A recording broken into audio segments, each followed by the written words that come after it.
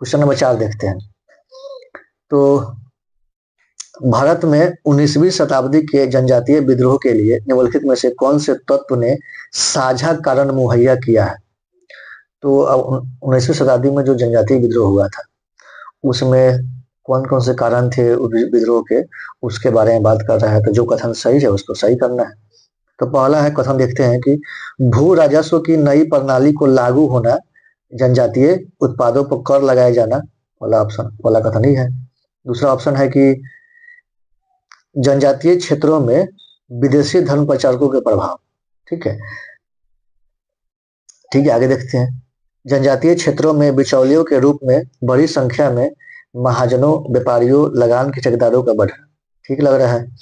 जनजातीय समुदायों की प्राचीन भूमि संबंधी व्यवस्था का संपूर्ण विधान। देखिए ये सही लग रहा है। देखिए सारे ऑप्शन सही है, यह भी सही है, यह भी सही है, यह भी सही, गलत कोई नहीं है।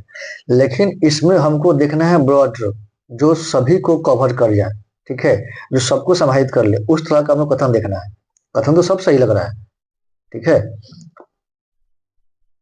आइए सबको हम अब देखते हैं। जो दूसरा है कि जनजातीय क्षेत्रों में विदेशी धर्म प्रचारकों के प्रभाव। ठीक है, जो जनजातीय क्षेत्रों में जितना भी जनजातीय विद्रोह हुआ है, सबका मुख्य कारण यही रहा है कि हाँ विदेशी जाके वहां पे धर्म प्रचार कर रहे थे इसलिए विद्रोह कर दिए, नहीं है। हाँ यह एक कारण हो सकता है, लेकिन सभी जनजातीय विद्रोह के लिए यही कारण हो पॉसिबल नहीं है, क्योंकि 19वीं शताब्दी में जितना भी जनजातीय विद्रोह है ना, उसका कारण पूछ रहा है। उसका एक कारण केवल यह भी तो नहीं हो सकता है केवल विदेशी धर्म प्रचारक, तो इसलिए गलत हो जाएगा। ठीक, चलिए देखिए, जो भी जनजातीय विद्रोह हुआ था ना, तो उसका जो मुख्य कारण था ना, मुख्य कारण उसकी जो भू व्यवस्था थी, भूमि संबंधी व्यवस्था थी,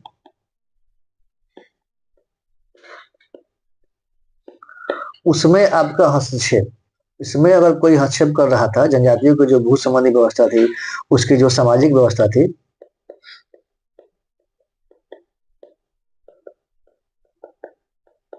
इसमें अगर कोई हस्तक्षेप कर रहा था तो उसको दिक्कत होती थी। क्यों? क्योंकि आप लॉजिक्स देखिए ना, कि आपका जो जीने का तरीका है, आपकी जो सामाजिक व्यवस्था थी, उसमें कोई हस्तक्षेप करेगा तो आपको दुख तो होगा ही ना, बिल्कुल दुख होगा, क्यों नहीं होगा।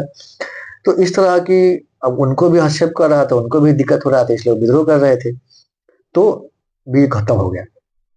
सी देखते हैं, जनजातीय क्षेत्रों में बिचौलियों के रूप में बड़ी संख्या में महाजनों, व्यापारियों, लगान के ठेकेदारों का बढ़ना।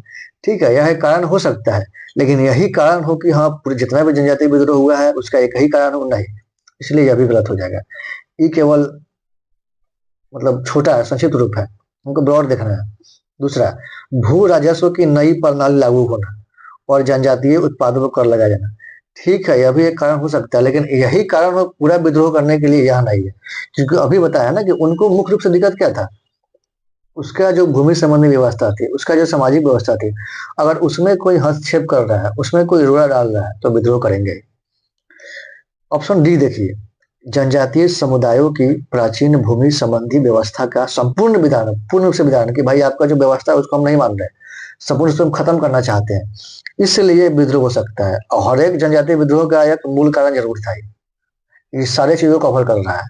ठीक है, तो इसलिए ऑप्शन डी होगा। देखिए इस तरह के ऑप्शनों में क्या है ना, कि सारे ऑप्शन सही होते हैं, लेकिन जो ब्रॉड कवर करता है ना, उसको आपको सही मानना होगा, तो इसलिए ऑप्शन डी सही होगा।